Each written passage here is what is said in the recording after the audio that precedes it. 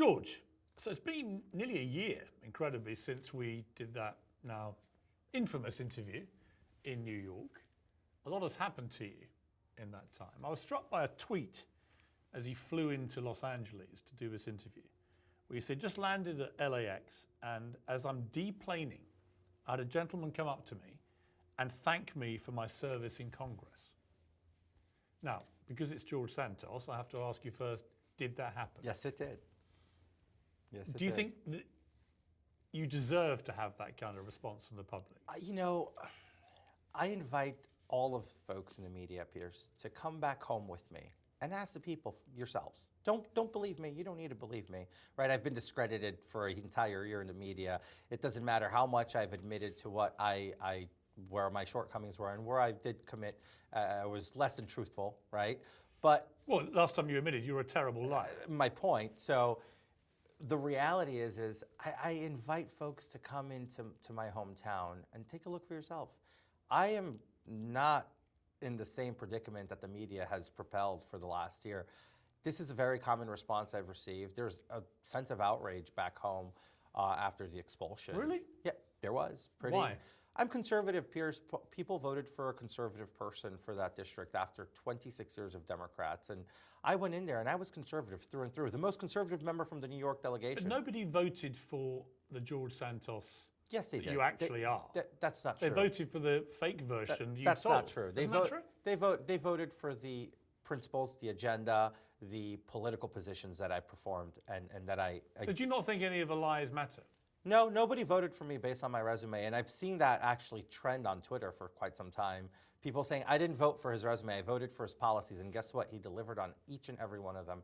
I never broke a single campaign promise. A single one, Piers. Do you know how many politicians can say that? Very few. What did you actually achieve, though? You know what? It's very hard to achieve anything when nobody is Give me allowing... your main achievement as a congressman. My votes. I maintained... Yeah, but what did you actually achieve? Well, like I said, I was... I mean, this guy's thanking you for your service in Congress. What did you actually achieve? Thanking for me. That's a question for him, right? He was sitting next, Yeah, but my question is to you. What do you think you achieved? I think I achieved standing my conservative ground. I never buckled. I never bended over to the establishment or to the liberal mob in Congress. I've always kept my It wasn't the conservative liberal values. mob that got rid of you. No, it was the liberal mob. Yes, it was. It was Actually, it was a lot of Republicans. Sure, but not a majority of them.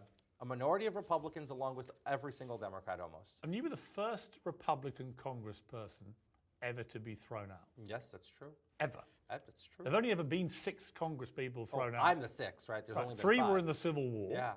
Right, who were Confederates. 2 were indicted. And 2 had criminal convictions. Yeah, I didn't have any of that. And then, well, not yet. Well, unless you can tell the future. Well, no, but you're facing 23 federal charges. That's fine. And They're I'm fighting them. Yeah. I'm fighting them seriously. But they're serious. They're serious, yeah. So, I mean, since I saw you last in less than a year, everything that you were then has gone up in smoke. You accept that? Oh, a lot has gone up in smoke, but I'm still here, right? I'm still relevant. People still want to talk to me. They still want to hear what I have to say. Do they? Oh, they do. You would be having this interview if they did it. Well, I think you're a fascinating person, but mainly because of what's happened to you in the last year, confirming people's belief that in many ways you were one of the worst people to ever be in Congress. Do you understand why people think that? I disagree. I didn't sell out my country. I didn't take a single vote that would put a man or a woman in the front line of a war. I didn't vote for anything that would further a globalist agenda. I love my voting record, and I stand by it. I actually think I have one of the very few voting records that somebody can actually put their head in bed and sleep at night without worrying about how far down the river they stole the American people, Piers. You know, when you look at some of those records over there, people who voted to put us into endless wars, nonsensical wars because of political vendettas that a president had of his daddy's non-concluded efforts in the Middle East, or whichever way it is that they rationale to put people at war. I never had to take that vote, and I would have not voted to put us at war. Quite frankly, I drew a line in the sand that I said, enough bloodshed of Americans, enough American treasure being literally blown to smithereens abroad. I support my voting record, and I think it's one much better. Even though it's only 11 months of a voting record, it's better than people who have been there 30 years. Right, but in November 2023, a House ethics report found that you had blatantly stolen from your campaign It's not true. and exploited every aspect of your House candidacy for your own That's personal also not financial true. profit. That's also not true. Well, that's what they found. Well, no, that's what they think. That's what they speculated. They didn't come to a Well, no, that was their conclusion. No, that was not a conclusion. That ethics report was not a conclusion. It was again. But it was on the basis of that the vote happened that threw you out. Piers, just look at this. Their report is so lambastically bad. Michael Guest is such an abject failure of a chairman of the ethics committee. He has his own issues with ethics himself. I don't think he knew ethics if it looked at him in the face. But Would you? I do. And in his report, What do you think ethics means? Well, give me a second. Let me conclude this thought. In his report, he says that I'm exonerated from any accusation of sexual harassment towards a potential staffer, which was a blatant false hit on me by somebody who just wanted to infiltrate my staff. And then on his expulsion resolution, he says that I committed a sexual assault against that same individual. Which one is it, Pierce? It's a contradiction that nobody can understand. It's so sloppily done. But that wasn't why you were thrown out. Well, the fact that it was contrarian to what was in the report, but was in the resolution to expel me, should just give you a little glimpse of understanding how sloppy the process was. There was only one accepted predetermined result. And they didn't want to do the full investigative report, which would have taken Why would your months more. own fellow Republicans be party to throwing you out if you're such an innocent little flower? I'm not saying I'm an innocent little flower. Nobody's an innocent little flower. Neither you are, neither I am. None of those 434 members in Congress right now are. I'm saying we're all human. We all make mistakes. We all are flawed human beings, and I believe that fundamentally. But the way that this witch hunt of an ethics investigation on me was in Congress was completely unethical. It says a lot when I have to say and cite that the DOJ has been far better, courteous, and respectful of the process that we're undergoing. And the Ethics Committee just completely squandered themselves. Yeah, but the irony of what you're saying is that they found, after an extensive investigation, that it was you that had been completely unethical. For example, you spent campaign money on Botox treatments, luxury fashion purchases, trips to Atlantic City and Las Vegas, holidays in the Hamptons, even your own rent. That's not true. None of it's true. No, it's not. As a political candidate, we travel all across the country to raise funds. Las Vegas, Atlantic City, Hamptons. Am I the first politician with an expenditure in the Hamptons with fundraisers attached to it? They're full of crap. It's baloney. They just use buzzwords to get folks like you in the media to be able to go up in arms and say, oh my God, George Santos did this and that and A, B, C, D, I only care about what you did. Well, my point is I didn't do any of that, and they know damn So when right. they say you were frequently in debt, had an abysmal credit score, relied on an ever-growing wallet of high-interest credit cards to fund your luxury spending habits, is that also untrue? I'm not abysmally in debt, wasn't then, am not now, have always paid all my credit cards off, and the amount and volume of credit cards I keep, that's just to show you that they're out of touch with the American people. Every single American is dwindling with high interest credit cards because of decisions politicians like that make in Washington, D.C. I was no different. But is that shameful to have I don't have abysmal credit. Like it's baloney. It's absolute bullshit from the Ethics Committee because they're a bunch of little lords who have, if you look at the panel of the committee, just look at the committee for the whole itself, right? And you look at the records of all those people have all been in politics their entire careers. They don't know what it's to be a regular citizen. You claim to own multiple properties and a luxury car, a Maserati. Is that true? I'm sorry? You claim to own multiple I own a properties Jaguar. I don't own a Maserati. Do you ever claim to own a Maserati? I have not. I own a Jaguar. I owned a Mercedes in the past, a Range Rover, but not a Maserati. Why did you tell your staff, campaign staff, you had a Maserati? I'd love to see that. That was in the report? And I didn't even read that part in the report. That's not true? I have a Jaguar. I love my Jaguar. You never told one of your staff you had a Maserati? No, not that I recall. I always drove a Mercedes during the campaign and then a Jaguar. You used to pay credit card debt and make purchases from companies including Hermes, OnlyFans, and Sephora. Okay. And you did this from a company, Redstone, which paid you at least $200,000, and you used that money to then go on the spending spree with those things. Is that true? Okay. No, I'm not going to go into the details of this because Why? it's you already have. It's such bullshit. Yeah, but hang on, George. You can't say Piers. that some of it is bullshit. Piers. And then when I ask you a specific like that, say I'm not going to talk about it. I'm going to go this way. I'm not going to continue to unpack what I already did on the House floor of the United States. I call this out on the House floor on debate of this expulsion. It's so misconstrued. It's so twisted and spun. But is that untrue? Report, Pierce, that report, no cop in America would bring it to a DA. No decent DA, no decent prosecutor would look at this report and say, this is a legal finding report. That is a political spin assassination attempt. But you called the committee... The committee is flawed. Look, not even all of the members of the committee voted to expel me. You called them unethical. You said that it's all bullshit. I called Michael Guest unethical. But specifically, this company, Redstone, that paid you at least $200,000, did you use that money to pay off credit card debt? I've said and no to that. purchase things from Hermes, OnlyFans? I've already said no. You didn't? I already said no, yes. You didn't spend any of that money on those things?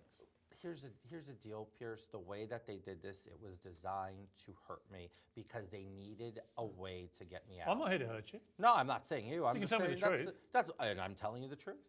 And I'm defending myself. I'm not going to stop So defending none myself. of the findings they found are true? Pierce, I provided them with all the documents, all Right. the financials, and then they released my taxes all out in the public, which is something that I didn't even give consent to. Like, I lost all my rights as an American citizen. My HIPAA rights were violated. My privacy rights were violated. Every single right of mine was violated by the Ethics Committee, and nobody's talking about that. Nobody.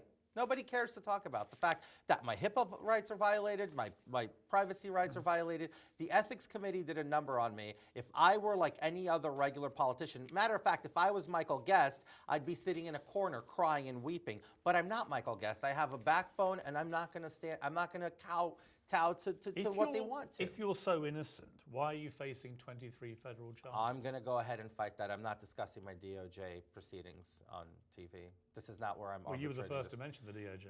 I gave a contrast, but I'm not discussing the process. Right, but you get my point. If you're as innocent as you're trying to make out, why would you be facing 23 federal charges which could carry a punishment of 20 years in prison? I guess you'll see that once the process plays out. That's all I can say. But you've denied all these charges. Like I said, I'm playing the process out, not getting into the DOJ. Right, but you matter. have denied them. That's a matter of fact. Yeah, I pled not guilty. But you're aware of the severity of the charges. No, I'm very aware. You know, conspiracy to commit offences against America, wire fraud, false statements, falsification of records and documents, aggravated identity theft, access device fraud, unlawful monetary transactions over $10,000, theft of public money. These are serious charges. They're serious charges, and I'm playing the process and fighting them as I go. But if you've denied them all, none of them are true. Like I said, Pierce, I will not be discussing an ounce of the DOJ. You've got to have considered, this is going to come up in September, I think, Yep, September your is case, right? trial start. If you're convicted, you will likely go to prison for a long time. Are you prepared for that? Pierce, like I said, it's a scary thing to be facing. It's a long barrel to be looking down, and of course, like any other human being, I would be worried, scared, and concerned. But right now, I'm going through the process, and I have faith.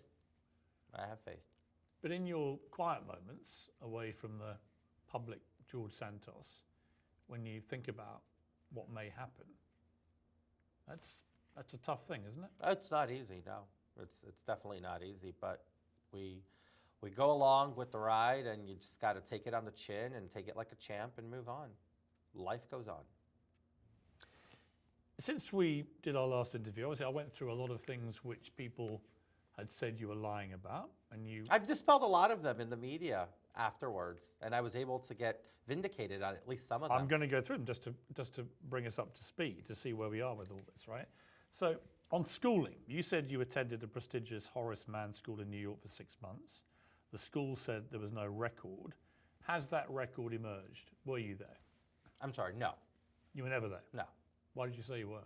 Well, at Horace Mann, there was an enrollment, there was a... But you weren't there? I was not there for various reasons. But you claimed you were? That's fine. Yeah, and I No, I'm just curious, why? I admitted afterwards that I was not. Yeah, I'm just curious, why? Well, it's a long story, Pierce. Is there a short version? No, there isn't really. Isn't it just that you lied? No, it's not just that I lied. There's a longer version of it. It's Try just- me. Pierce, it's a Try long, me, George. It's a long story. I've got all day. Yeah, well, so do I. Does your camera? Absolutely. Look, Or get more film. It has to do with my parents getting me a deal to enroll, and then the whole thing falling through, and then just not being able to afford it. So it was an enrollment. And Yeah, but the lie was that you said you went there. Yes. I didn't go there. Business education. I've already cleared that up with you and with everyone else, right? So Business education. We established in our interview last time that you're claiming to have got a degree in economics and finance from Baruch College and a master's from New York University were both false. That hasn't changed, right? No. There's been no, that was false again. no, has not changed. You just made it up. Like we said last time. Any other reason that you want to share, or was just you made it up? No. Okay. You've claimed on your resume that you worked in Wall Street. You then said it wasn't written by you, is what you told me last time. It was not. But by a staffer. You said to me you have plenty of emails to prove you were uncomfortable with that. Have you produced those emails? Yes. And what do they establish? It just establishes that I'm not comfortable with the way the bio was written and the way the CV was written. That's That all. somebody was inventing a Wall Street career for you? Oh, no. Not inventing a Wall Street career. I worked in finance and capital markets for years. Let's establish that. Between Linkbridge Investors, Met Global, and Harbor City, even though Harbor City ended up being defunct after my departure, the reality is I did have the career, I did have the relationships. People like to say that I never worked a day in my life. That's a line that runs rampant. Did you work in Wall Street? Well, in the sense of Wall Street, on Wall Street proper, no. In that industry surrounding Wall Street, yes. Your Jewish ancestry, you always claimed Jewish and Ukrainian ancestry and said your grandparents survived the Holocaust and fled persecution. When I quizzed you about that in my last interview, you said you would battle this to your grave. And I will. And you said you'd ordered 4 DNA kits and were waiting on their return to confirm your ancestry. I have them. Have you used them? They're going to be used in a documentary, so they're embargoed.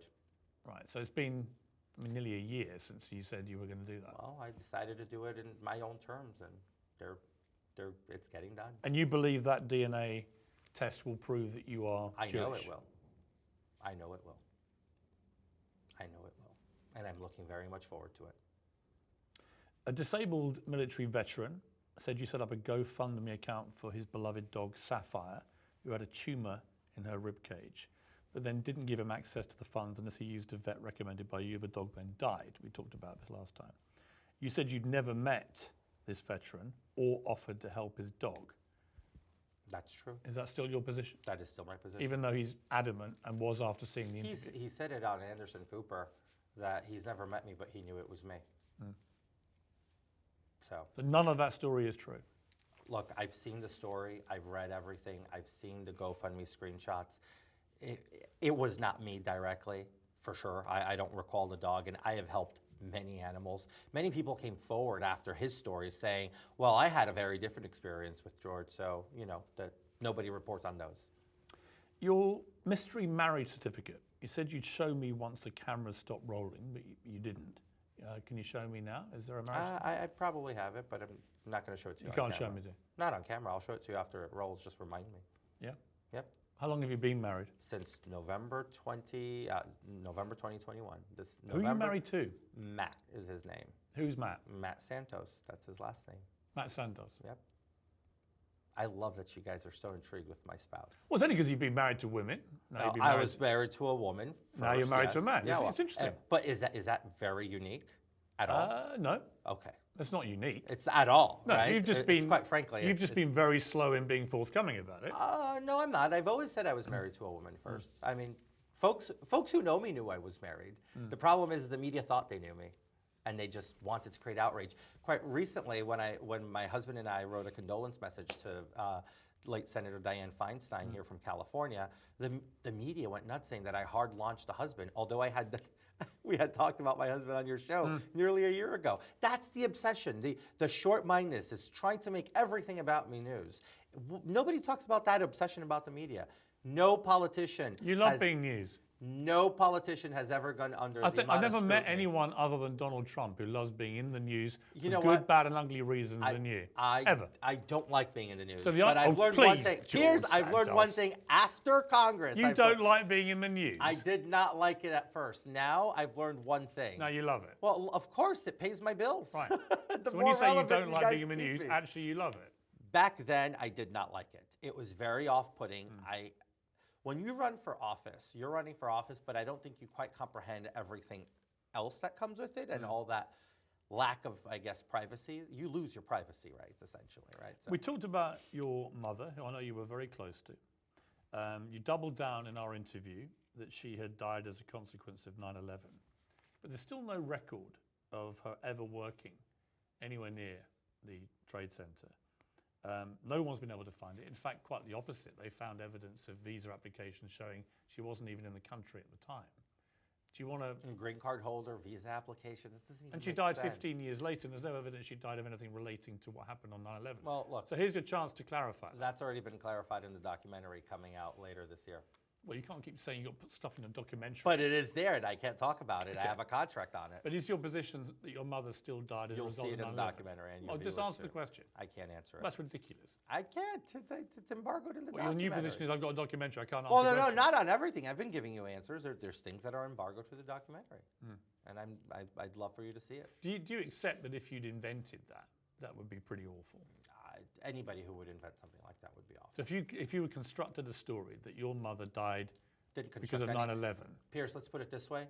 I would never construct anything about my mother. My mother was my best friend. My mother was my favorite human being. And the fact that I have to see people write and the vitriol around things, the disgusting things that people have called my mother and the disgusting things that people have said regarding What have they my called her? mother. I mean, the disgusting garbage on social media. The most heartless people live on social media behind a screen.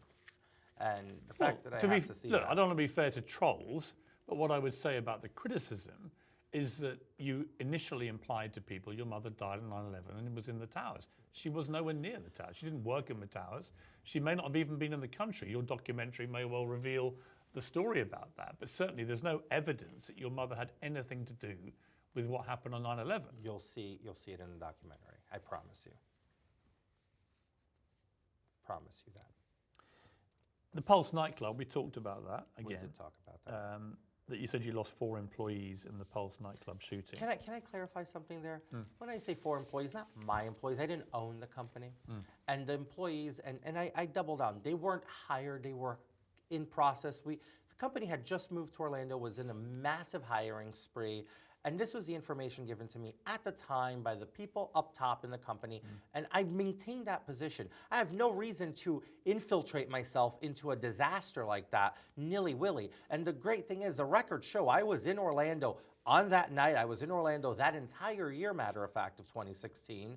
And it's just so frustrating that people try to say, he said he owned the company. I never said I owned the company. When I work for a company, for instance, you work whatever station you work for, whether it's Fox Nation or Sky News, you wear their shirt. At least I do, and I say the company, my The company. criticism is, George, that people think that you've attached yourself to a lot of very big moments in history, whether it's your grandparents and the Holocaust, whether it's your mother on 9/11, whether it's the Pulse nightclub mass shooting, that you have used these events to promote yourself in some way as being attached to these things to make yourself look better. That's How the does criticism. that make you look better? Because they're saying that you were somehow involved in some way, that you were the grandchild of Holocaust survivors, you were the son of There's a hundreds son of of a thousands of 9/11 related. survivor, and so on. That when in fact there's no evidence these things are true. Hundreds of thousands of people are associated to Holocaust descendants. How does that make anybody look better? It was a tragedy. No, but it's a story that adds to your compelling personal narrative, unless it's untrue. Here's the most frustrating thing that happened to me last year was me losing my voice. That is something I could never explain to you how frustrating it is. What do you mean losing your voice? My story was told by everyone in the media, all the talking heads. I never got. You didn't lose your voice. Oh, you sure? You didn't about stop that? yapping all year. Oh no, that's not true. It is true. That's not true. I could yap all I want. I can talk all I want. But at the end of the day, everyone in the media had the final say. I never got the final say to anything. Nobody bothered to do any real digging. You, in our interview, doubled down on your denial you'd ever performed as a drag queen, despite pictures Never of you performed as a drag queen. That one picture, that one incident in a carnival, when So I you- was 18 years So old. you did perform as a drag queen. I did not perform. I dressed up once. I was 18 years old. Come on, Rudy Giuliani got motorboated by Donald Trump, and nobody called him a career drag queen. An assassination attempt, you said, happened on you. You said that there'd been That this, is you said there'd poor been this- translation. Well, the Rachel Maddow show got the footage of the podcast where you made this claim, translated it word for word. You denied you'd ever said that you'd had an attempt on your life, an assassination attempt. In fact, the exact translation of what you said on that podcast in Brazil was, "We have already suffered an attempt on my life, an assassination attempt." So you did say that. I did, and I've suffered many more afterwards. Last year, Assassination attempts. there is a man right now in trial or in the process of whatever it is the DOJ is doing in Florida for literally conspiring and telling us, leaving a voicemail at my congressional office, that he was going to kill me and my husband. And it was a serious, you know why it was serious? The man had a rap sheet. He had time he served or whatever the case was. He left an explicit voicemail, and Capitol Police acted on it, and the DOJ and the FBI. And you know, we all, my staff provided their affidavits. I provided an affidavit. House counsel took over it, and they represented it. So to think that, to diminish as a public figure, how many public figures go through all sorts of attempts every year? We've had several scary instances. I've had death threats. I'm just curious why you said on a Brazilian podcast something which you then denied saying. It's not. It was poorly translated, and I stay convicted to that. It was a threat, not an attempt, and they translated it as an attempt. The way I worded it, I've listened to it several times. The way I conveyed it to many people who speak Portuguese with me said, yes, you're saying you had a death threat.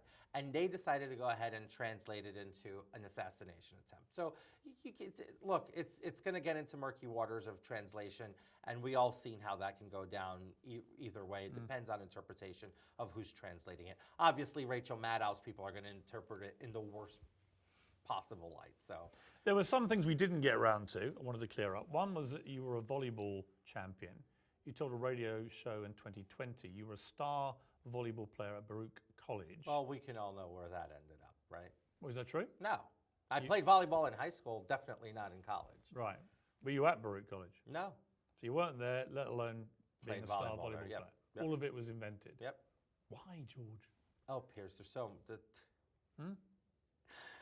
I got to tell you, You said you slayed Yale. Baruch's volleyball team. Well, didn't they actually did slay Yale, but I wasn't part of it. Baruch's volleyball team didn't even play against Yale in the period you claimed to have been there. They did So you were play Yale at one claiming point. to be a volleyball star for a college you never went to in a game where you slay Yale, even though they didn't play Yale in that period.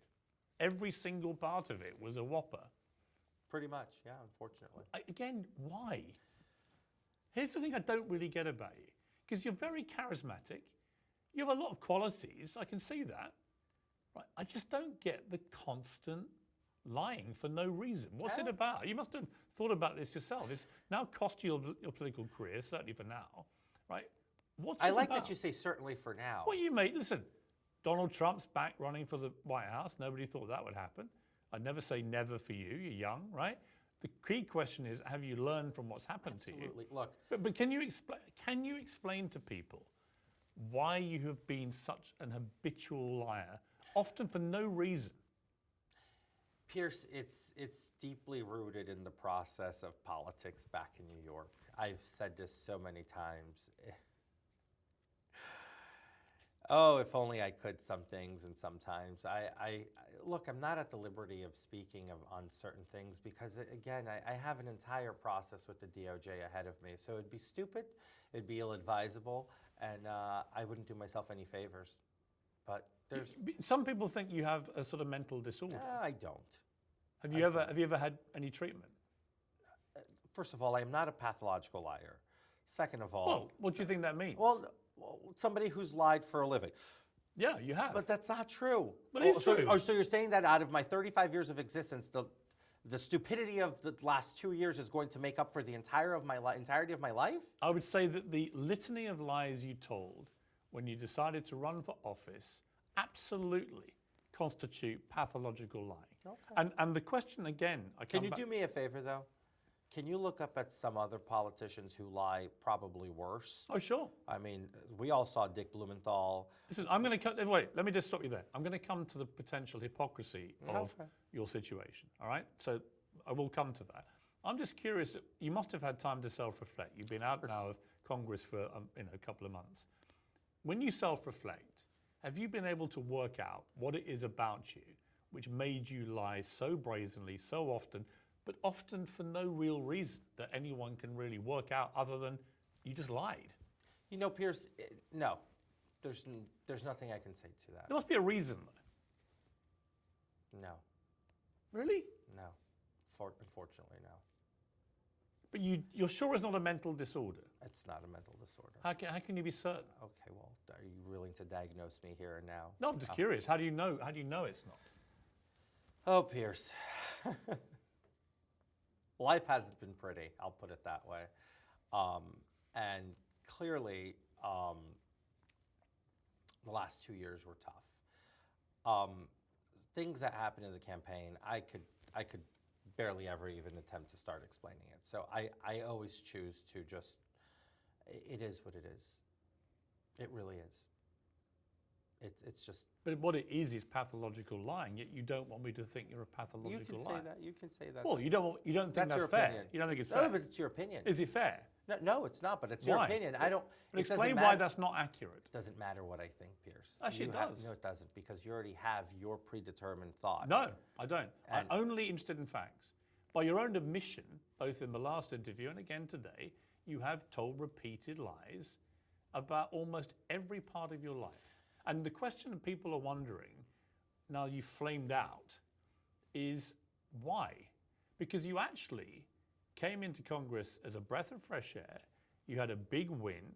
You were seen as an big electoral force. A powerhouse. For the Republicans. I was a powerhouse. And you hit Congress, you were the first openly gay Republican congressman. With a 16.5-point victory swing from a Biden seat. So all of this was great, right? And yet you've blown that whole thing up because it turned out that you just had told endless lies. And the question is, everyone wants to know, and you've never really answered, is why? And it's fascinating to me that you just don't have an answer, or you don't want to give me an answer. No, I don't have an answer for you. I really don't.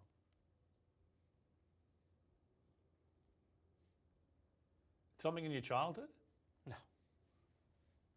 Nothing? No. Nothing triggered this? No. No. Nothing. You can't explain it? No, can't explain it. Can't explain it. Sorry, Piers. You don't have to apologize to me. Oh, I think you probably I've know apologized to the American people Well- many times, and I continue to do that. Yeah, I don't think. I mean, listen, saying sorry to the American people, I'm a terrible liar, is fine. All right. But do you harbor any aspiration to make a comeback in the political world? I don't know. Maybe I'm not done. I'm 35. So if you do, and I'm not saying you can't, but if you do, you're going to have to explain at some stage what caused you to do all this lying. Of course. So you're going to have to come up with an answer. It's not come up with an answer. When I'm ready to understand the last 2 years of my life myself, I'll probably be better equipped to. What don't you understand? There's just so much, Piers. I mean, I have 23 indictments, as you mentioned. So let's go from there. You know, it's a lot. Yeah. It's a lot. It's been a lot for one human being. Yes. And I'm still willing to come here and do these interviews. And I'm still willing to talk. I don't run away from you guys. I don't run away from your tough questions. I think that's fair. You don't. You know, but guess who does? The majority of the cowards in Congress who sell the American people down the river every single day. A book came out about you Ugh. called The Fabulist, the lying, hustling, grifting, stealing, and very American legend of George Santos by a guy called Mark Chuisano. Giustiano. Right. He makes a number of allegations about you, but the interesting part for me in relation to... Did you read the book? No. Oh, okay. So the interesting thing to me was one thing he claimed may be a theory behind your incessant lying. He said you might have a mental disorder called pseudologia fantastica, defined by the Kaplan and Sadok synopsis of psychiatry. as a type of lying in which a person appears to believe in the reality of his or her fantasies and acts on them. Is that potentially what happened? You know, let's talk about fabulous, okay? Now, here's a guy who goes to Simon & Schuster's and lies, saying he has ample access to me and he's a specialist on me. Here's a man who has been blocked from communicating with me since December of 2020, lies to a massive publishing house, gets a payout off of it, and then goes and tries to write a book. Now, he failed to get a single family member. He failed to get a single campaign staffer, with the exception of the bribery hire that we all know it's been wildly reported by one of the political chairs. And he failed to get into any single person close to me. He wrote all these fabulous stories that just didn't happen, or some of them are just flat out made out of cloth, or he just has wild allegations in there with no corroboration whatsoever other than hearsay. And he calls it a book, and he calls me the fabulous. The man's the fabulous who's grifted and hustled Simon & Schuster into believing that he was gonna get ample interviews with me. This man sat for over an hour and a half outside of my father's house with snow pouring on him. So he's a terrible, hustling, grifting liar. He's a terrible, hustling, grifting liar. And you have a problem with that? Absolutely. Why? Because it's the book's a fantasy. Should admire the work, shouldn't he? The book's a fantasy. But on that point about pseudologia fantastica, I've never heard of it. But this principle that you might have believed in this fantasy story of your own life, that you convinced yourself you had been a Wall Street star, you had gone to Baruch College, you had been a volleyball, you had been a volleyball star who beat Yale, you had done all these things, that was the real you, that you genuinely believed it. And then when it unraveled and got exposed as a tissue of lies, you were genuinely quite shocked, because by then you kind of convinced yourself that's what had happened. Piers, I'm not a qualified professional to make that claim. Does that sound plausible? No, it doesn't. But you can't offer any other explanation? Not now, I can't, fortunately. What do you mean? I just don't have an answer for you. Have you ever not had an answer for something? What do you say to your husband when he must have asked you about all this? We've had conversations. Did he know about all the lies, or was he finding out via the media? He found out by the media. And what was his reaction? Because he loves you, he married you. Obviously not positive, but you know, we work our way through our personal stuff together. But he's your husband. He must have asked you to explain it. We have had a year for the books, both of us, with our lives being turned inside out. You need to understand that everything that happened to me affected my family, my husband, my sisters, my parents, everybody. You know, my father, my mother's passed, but it's been tough.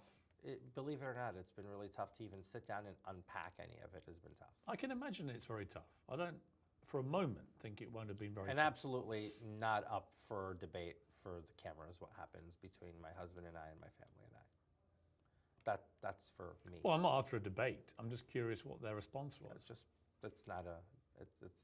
it's not going to happen. Have you cried a lot in the last year?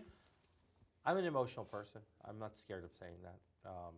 Crying is something that I actually do a lot in private.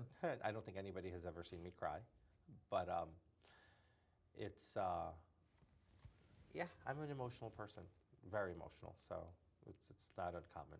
I mean, when you look at your trajectory from the flying high, first openly gay Republican congressman star, going in at a ridiculously young age, on a wave of jubilant press coverage, and now here you are, little more than a year later, and it's all gone. It's not all gone. Your reputation has. No, it's coming back. I'm Is it? working on it. Oh yeah. Well, how's it coming back? I'm working on it. I'm working on it, Piers. Yeah, but it's everything is repairable.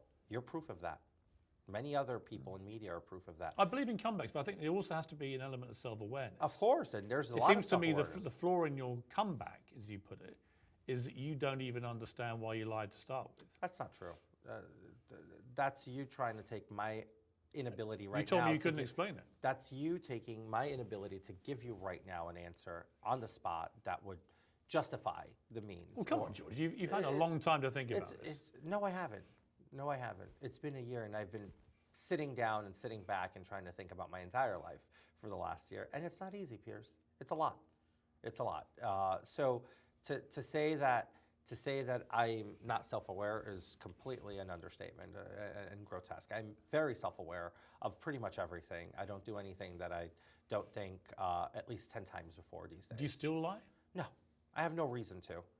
I think. When did you decide to stop lying? It's not about stopping or when I Well, decided it is to actually. start. No, It is. it's about lying is stupid. Period. Right? And I think we all know that. But when you've lied on your scale, when you've been that dishonest about every part of your life. Not every part. You keep saying Well, every part pretty of my much. life. No, not pretty much. Pretty much. So you're going to define my entire life to my work and education.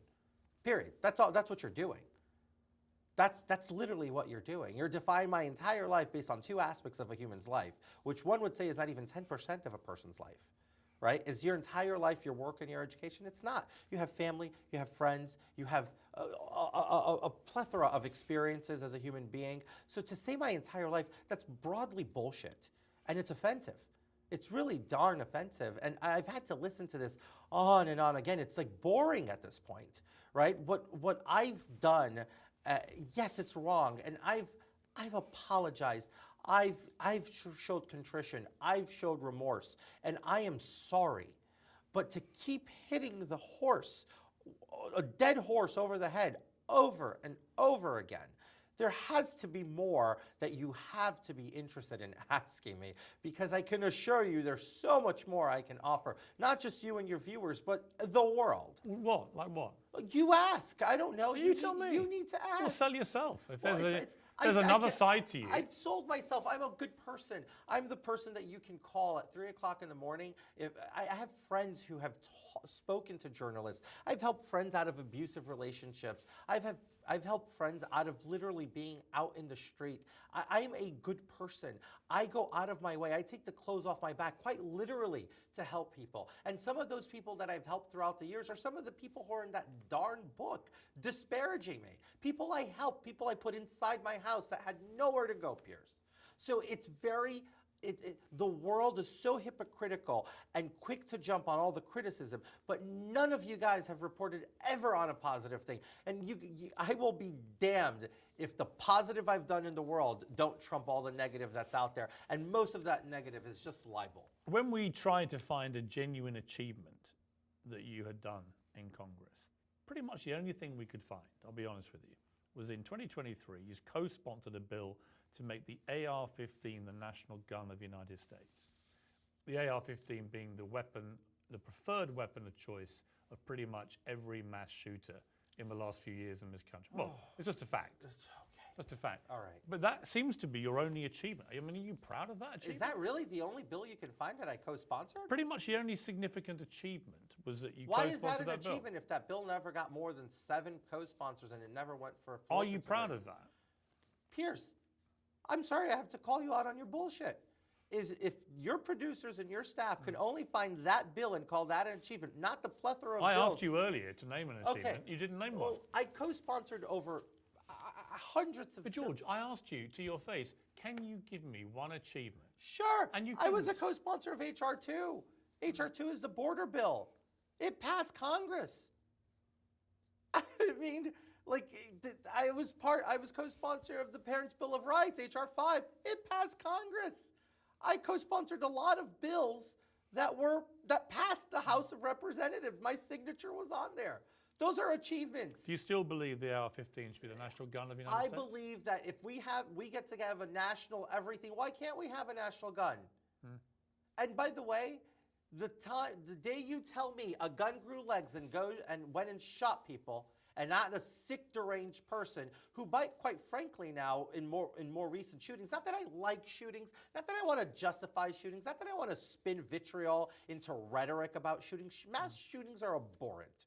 Okay, let's make that very clear. Guns were designed for self-defense and for sporting and hunting and whatever Why it would is. you make the weapon which has been used in the majority of mass shootings in America in the last few years, why would you want to celebrate that as the national How gun? different is that from London barring steak knives because there's too many stabbings, Piers? Yeah, we are tightening up our knife crime rules, yeah. That's crazy. So you can't get a steak knife in London proper to eat a steak because there's psychopathic, sick people that instead of the government in London deciding to treat them. Actually, it's more that you got young kids running around all carrying knives. So the idea is to deter them from doing that. Well, I'd say. Whereas in America, there's no deterrent on young people getting Of guns. course, there's deterrence. Not Come really. on. Oh, come on, Piers. So you're saying that we just give out AR-15s like candy? Pretty much, yeah. That's not true. It is true. That's not true. It's very, very easy to get a gun. It's easier to get a gun in America is to get a Kinder Surprise chocolate egg. They're banned because they may be. They're choke hazards. They can choke hazard Yeah, it's kids. bullshit. Yeah. I So know. your kid can get shot dead, nothing gets done. But if they swallow a little toy in a Kinder Surprise chocolate egg, that's illegal. No, I know. I share that hypocrisy with you. It's ludicrous, right? Yeah, it's ludicrous. Kinder Surprise eggs are amazing. You've been on Cameo, which has caused a lot of entertainment to people. People are trying to go. Have you been on there? No. You should join. You'd be a hit. But your rate's gone down. Oh, it went. So the peak, it was $500, and I decided What are you now? $350. I'm still top 2%. How many requests do you get a week? On a good week, now after the New Year's, it's been 1 week, I've gotten about 35 or 40, something like that. They're still coming in steadily. I reduced them, first of all. The reason I jacked them up was to deter a little bit of the volume, and I still did 1,200 videos in that short spam. Do you find that fulfilling or just do it for money? Well, first of all, I think it's fun. I enjoy the connection with them. And obviously, I have my bills to pay, Piers, and if that's how I'm going to facilitate paying my bills, I mean, there's no shame in that. It's honest work. Or do you disagree? No, I think you're perfectly entitled to do it. Okay, There's nothing unethical about doing Cameo. I know lots of people on Cameo. Like I said, I think you should do it. You'd be a hit. I'm sure I would. I don't need to do it. Well, why not? Is Eh? it beneath you?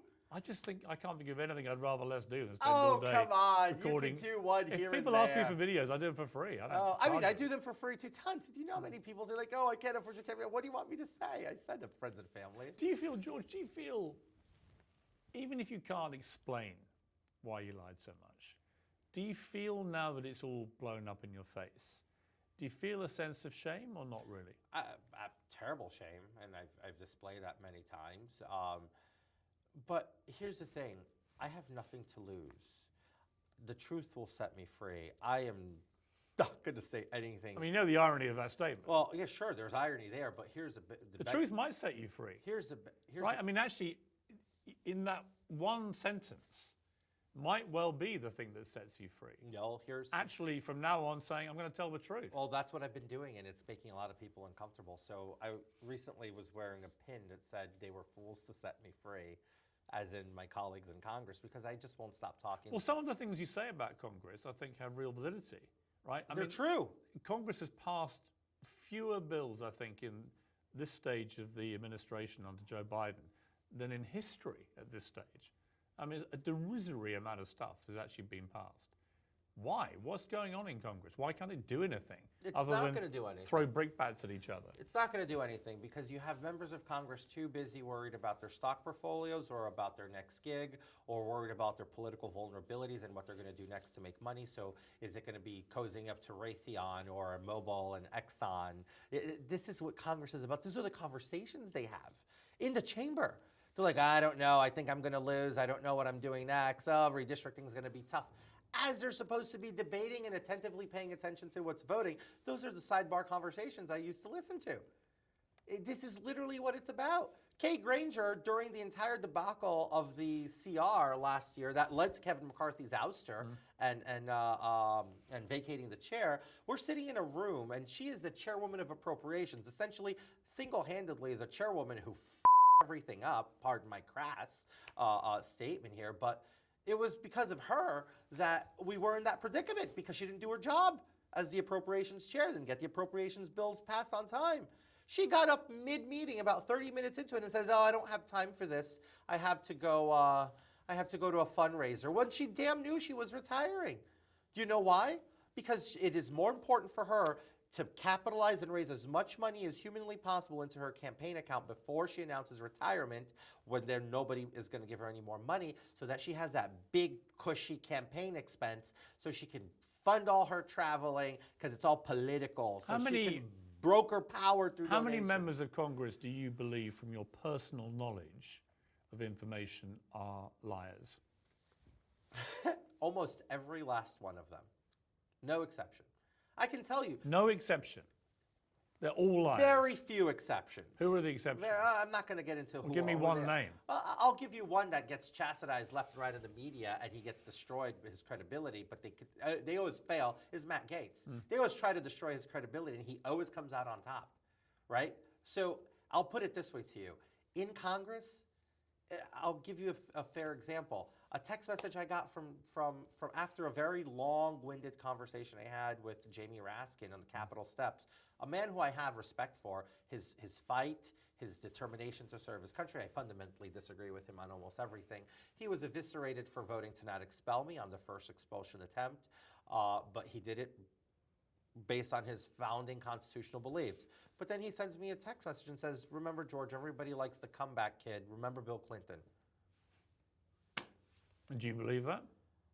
I believe that everybody gets a second chance. Do you think what you did was better or worse than Bill Clinton? It was nowhere near what Bill Clinton did. I mean, look, embellishing, lying, whatever you want to call it, is wrong. Doesn't put a single life at risk, doesn't kill a single person, doesn't destroy anybody. It's very different than what some of these people in Congress do. Well, you're also accused of 23 federal crimes. That's fine, but those are allegations and those are indictments. Those are accusations. But if you're found guilty, they are serious offences. That's fine, but again... They would have meant that you abused your position for Again. personal gain again and again and again and again. So it's not just about casual lying which has no consequence. If you're found guilty and you end up going to prison for a long period of time, it will be because you committed a lot of serious offences. You know that. No, of course I know that. It's not just a few casual lies. That process is going to play itself out whichever way it goes. And stay tuned. Let's see what happens. When you look at Joe Biden and you look at Donald Trump, and they may be the two that duke it out for the White House, both of them have got a pretty checkered history when it comes to veracity. Do you think there's an irony there that you've been thrown out of office Piers. for persistent lying and for these other allegations, but persistent lying is certainly at the cornerstone of the problem people have had with you, and yet you have Donald Trump and you have Joe Biden, Piers, neither of whom will probably stand this kind of scrutiny. In fact, they haven't done. Joe Biden has been lying since before I was born. Joe Biden was lying in his first presidential campaign. Joe Biden is a prolific liar. And Donald Trump? I don't understand what the obsession is with his lies. Tell me one lie that Donald Trump has said that is even comes close to Joe Biden.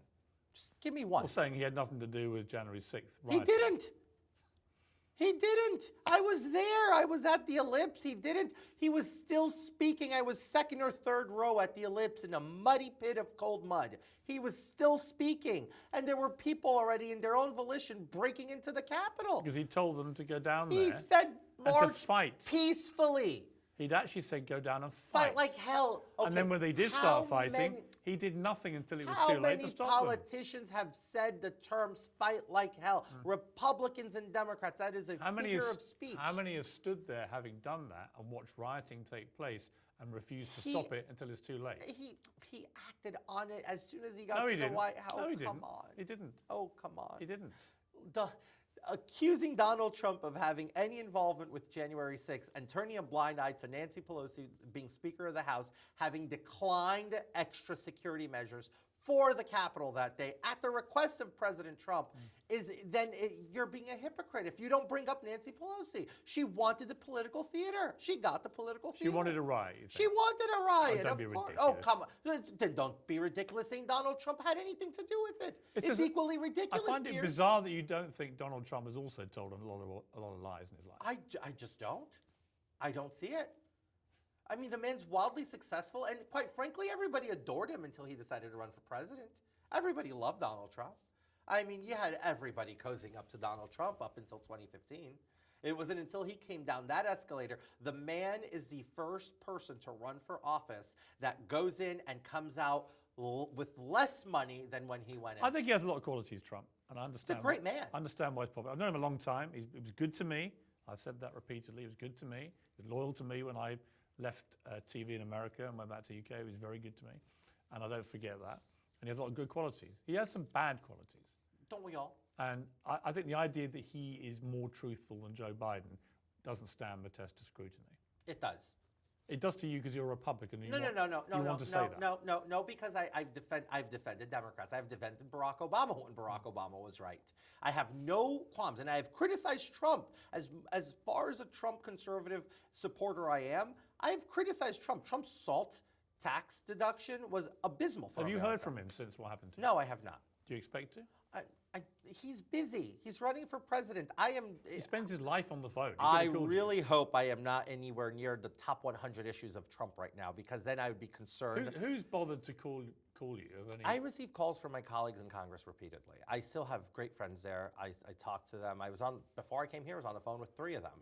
We're on the phone regularly. I built everlasting relationships with people on both sides of the aisle, not just Republicans. Just recently, a Democrat out of Florida calls me. He's at a mixer or whatever, and there was a couple of my constituents there giving him a hard time that he expelled me. And he's like, look, I have some of your supporters here, and they're mad at me. A Democrat. So, and I don't call names because I don't want you guys to go make their lives miserable, because that's what it happens. Oh, why? If you're not giving names, it's because it's not true. It's not that it's not true. It's because I know what the media does. The moment I drop a name, you're going to go make that person's life miserable. Well, we might just ask him if it's true. No, and then you're going to, why would you call George Santos? Well, don't you feel shame? I would actually... You'll spin it. Well, actually, I would respect them more if they did call you. If they were friendly with you before. I've always called people in my world, in my life, who I've met, if they had a tough time, whatever it is, I'll always reach out to them if times go bad. That, to me, is what actually being a That's proper what a person... good human being does. Right. And I got to say, there's plenty of Democrats A lot of people don't do that. Yeah. Have you heard from top Democrats? Top Democrats? I never had a relationship with top Democrats. But some of the Democrats have reached out to you. Yeah, look, my sphere of Democrats who I'm friendly with are like 7 or 8 of them, just about. And yes, I've heard from at least half of them since I've left. You've revealed recently you were on Ozempic. Yes. The weight loss. Yeah, well, I was pre-diabetic. That's why it was prescribed. And then there was the... So when were you first on it? I started in January of 2022, right beginning of election year, I was 352 pounds. Wow. Election day, I was 242 pounds. And that was all Ozempic? It was all Ozempic and campaigning. And how long did you stay on it for? I stayed on that whole year. And then I went off of it about March of 2023, my pre-diabetes. Just after I interviewed you? Yep, just right after you interviewed me. And my pre-diabetes had been resolved. My numbers were just so low, it was a miracle drug. It worked out great. And funny you mentioned Ozempic, because I'm right back on it as of yesterday. And flying here to LA was a challenge. Because you... it makes you very nauseous, let's Right. just say that. 5 hours in a plane didn't help. How much weight did you put on when you stopped taking it? About 47 pounds since I last interviewed with you, just about. And you want to lose that again? I want to lose that and then some, so yeah, we're... Is it a good thing, Ozempic? Look, Ozempic was designed originally from everything I've read to be a weight loss drug, but it got barred because in this country, Big Pharma is so enamored with the fact of let's treat and make money. So you have your Pfizers and your Modernas. They want to treat high blood pressure, coronary vascular disease, and respiratory diseases. They don't want to treat obesity. Obesity is the #1 killer in America. And if we were to accept that and make this wildly available for people to lose weight, I think we would have a healthier country, a healthier America, without abuse, obviously. But I think that we do need to take a turn into looking at obesity and treating it. If Donald Trump was to win the election, and he might well, the way the polls are going. I believe he will, by a landslide. If he did, and he decided to bring you out of the cold, would you accept? What does that mean? Well, if he said to you, I've got some job in my administration for you. I'd love to work He might for look him. at you and think, a young, dynamic, gay Republican, all right, he's flawed, but so am I. All right, he's done some bad stuff, so did I. But I'm now back as president. I'm going to bring back George Santos. I'd put it out there. I'd love to be ICE director. If Was that a serious thing? That's serious. That's serious. What would you do if you were? I speak 4 languages. I understand logistics. I'm really good on my feet. What would you do if you were the ICE director? It's very simple. It's about re-strategizing ICE. First of all, assuming that the president would give ICE its power back, and assuming that we can go ahead and sue into oblivion all these sanctuary nonsense laws so that the federal government can do its job. Here's the problem with ICE today. ICE has been handicapped for decades at this point. Nobody has ever taken it serious. But I remember as a little boy, 13 years old, being on the 7th train in New York City that runs into Queens to Manhattan, and having ICE stops Those were common right after 9/11 because they were picking up bad people on the train. Now, why don't we bring that back? I think it's time we act. New York City has probably the largest propensity of people living there with active removals proceedings, which means you have a deportation mandate on you, and they defy it and live blatantly in the open there, and we don't have enough ICE personnel there. And that's where it should be. Quick example as to why. When you're in a sanctuary city, you cannot place an ICE hold in somebody that's in detention for, like, call it a petty, I don't know, shoplifting, right? But if you're in other states that don't have sanctuary status, you can. When you have the ability of putting an ICE hold, that means that facility will withhold that person for you until you can come pick them up. In New York, they won't. They'll just let them go. You need more people there to wait outside of these jailhouses to, hey, what's up, buddy? You got to come with us. So we need to re-strategize and reshift the personnel into states and cities like California, New York, Illinois, so that we can wait for them as they come out of the jailhouses and just pick them up that way, since they won't allow a hold. I mean, it's very easy to do. It's very easy to fix, and you need to be realistic. All of these networks saying there's 12, 15 million, we're talking north of 30, 40, 50 million people in this country at this point. Just with the Joe Biden administration alone, 10 million came in 3 years. There's no way we have 12 million. No, the situation on the border It's ridiculous. Is completely out of control. Absolutely nonsense. And Joe Biden has shown no ability to stem Mayorkas is the even tide worse. at all. Mayorkas is a dereliction of duty. If you were to look up in a dictionary, dereliction of duty, it should be Alejandro Mayorkas' face in there now. I mean, you talk of dereliction of duty. Do you think that you've been derelict in your duty? No, I That's served. why you're sitting here now, because I served every lost single it all? day honorably. I didn't do anything dishonorable while in Congress. I voted honorably. The only votes I missed was when I had court dates. Couldn't control George, that. if you're facing 23 federal criminal charges, I've been accused of only things before I was elected, nothing after I was elected. I have been accused of nothing during my time as a member of Congress. so you told no lies once you became a congressman. I had no reason to. You can look at my record and So what was the reason before? Piers, like I said, No, but I'm curious. I mean, you said I had no reason to. What I'm trying. But it does beg the question again, what was the reason before? Okay, so poor choice of words, not reason. There was no need to lie or no. But what was the need before, George? Again, Piers, I can go back and say Wrestle with your own thoughts. There was no need, but do we all control stupid sometimes? No, stupid is stupid. You do stupid things and you can't control it, and you move past. Yeah, I'm just fascinated what drove it. Yeah, couldn't really put a finger on it right now. You must be able to. Not now. Sorry. That implies you may suddenly work out what it is. It's not may or will. It's eventually, I guess I'll get my thoughts together and I'll have a more comprehensive statement. What should people make of you? I mean, when I see you, if I divorce for a moment all the lies and all the charges you're facing, and we'll see whether you're found guilty or not. You've denied it, and I believe in due process and fairness, right? So we'll see what happens. You do, Congress doesn't. Huh? You do, Congress doesn't. Well, they decided that you behaved unethically, and they had a very hostile report against you, and you became one of only 6 people to ever be thrown out of Congress. Oh, trust me, there's more. I'll be 7th or 8th by the end of this year. Maybe. I mean, there are certainly others who probably deserve it. Oh no, there's certainly others that they're now going to go and weaponize the people who precedent. stuff gold bars into various jackets, right? But here's my Well, point. He Here's said my that point, there's George. no gold bars. Here's the point I want to make to you, is that I can't help liking you, right? There's something very likable about you as a person. I can't help You're a it. good friend. That's what every friend of mine ever told me. Well, yeah, so you have a lot of likable qualities. You're charismatic. You're good on TV. You know, you're clearly smart, right? You clearly got deep flaws. If you do want to make a comeback, and it sounds to me like you absolutely do, the way you talk about potentially running ICE may not be such a bad idea, right? You've got lots of energy for it. But if you were to ever even be considered for that, you'd have to tell people and show people that you changed. Do you think you're capable of that? I'm doing it all this year already throughout my actions and moving forward. Do you think the one thing the American people have appreciated the most after I left Congress is me not being afraid to just call it like it is? I saw the sausage being made, Pierce, and now I just want to share with everybody how the sausage is made and why we are in the predicament we are as a country. I mean, look, You're a Brit. To you, I remember you told me it doesn't matter what happens or not for you, right? This is America. You have no skin in the game. But I'll say this to you, you're a homeowner. Well, I have a house here. Yeah, I was going to say, you're a homeowner here. So here's what I'll say is, Congress is not at work for the American people. It hasn't been. I think that's completely true. It hasn't been for many decades, but now it's more egregious than ever. They've lost the touch of debt. And a great example is, I was smeared and slandered for having high interest credit cards. Matter of fact, one of those cards, an Apple card from Goldman Sachs, right? Oh my God, high 19% APR or whatever the APR is on that. But guess what? 80% of America lives off of those same credit cards. And I was smeared for that.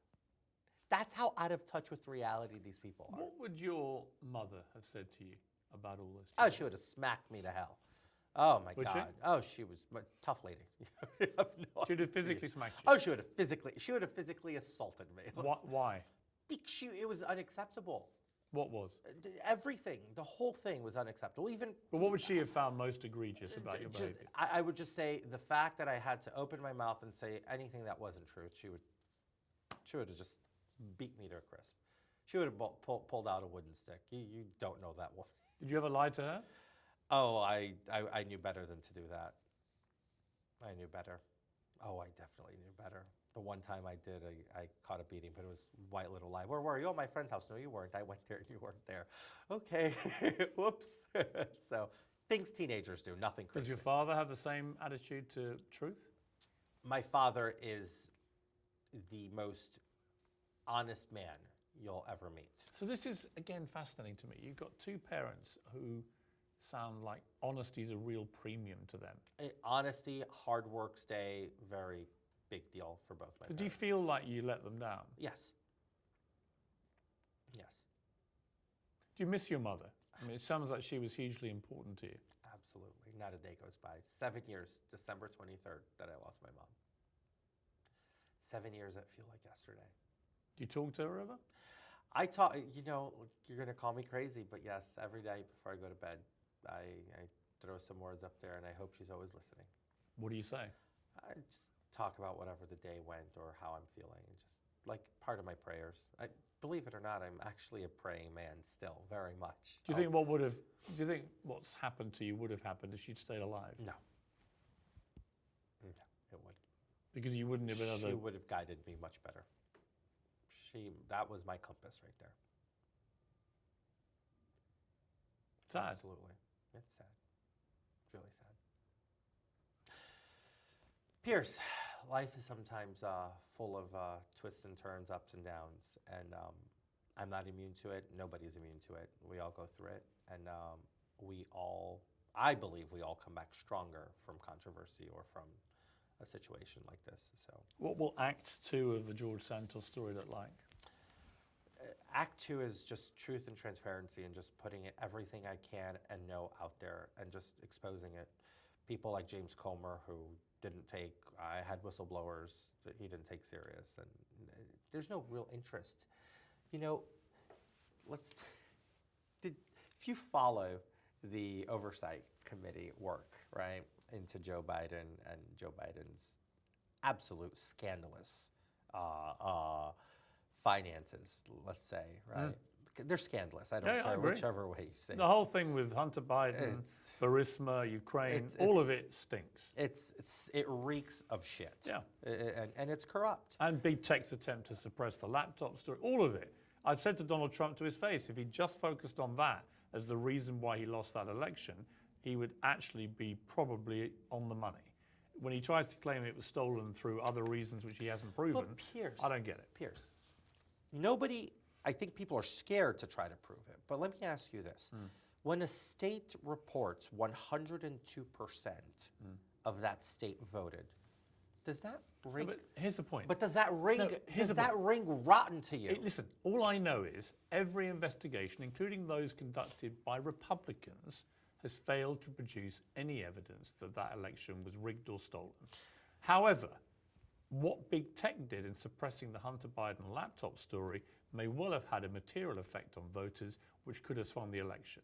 So I agree with Trump about that. So Jack Dorsey, Mark Zuckerberg, by suppressing the New York Post article. I think they all conspired to try and stop in different ways to stop Trump from winning. Then where's the indictment on Jack Dorsey and on Mark Zuckerberg? I think they should be more accountable. I think they should be indicted for election interference. That was election interference. It was election interference. 100%. And it was the Miranda Devine article was yes, on the money. Yes, and by the way, it was a disgraceful suppression of freedom of the press. Of course it was. In a country which protects it really normally. And Joe very Biden aggressively. said it was Russian propaganda. Yeah. He lied, Yeah. continuing the big hoax that Hillary Clinton perpetrated on the American people that cost us billions of dollars in investigations and ludicrous personnel, countless times of work, only to come to a conclusion there was no colluding with the Russians. So this is what I talk about. Yeah, I agree with you about that. It's crazy. It's crazy. Look, I can talk and I can analyze politics with you all day long. I have very different takes sometimes than my colleagues, and we could always find room for disagreement and agree to disagree. But the reality is like they're all full of shit, both sides. George, if you end up going to prison, and obviously there's a possibility you're facing very serious charges, if you do you think you could handle it? I don't know, Piers. Have you thought about that? I try not to think of negatives like that. I try to think as positive as humanly possible. I'm 35 years old. I trust the process. I have not been somebody critical of the DOJ, unlike some other colleagues of mine.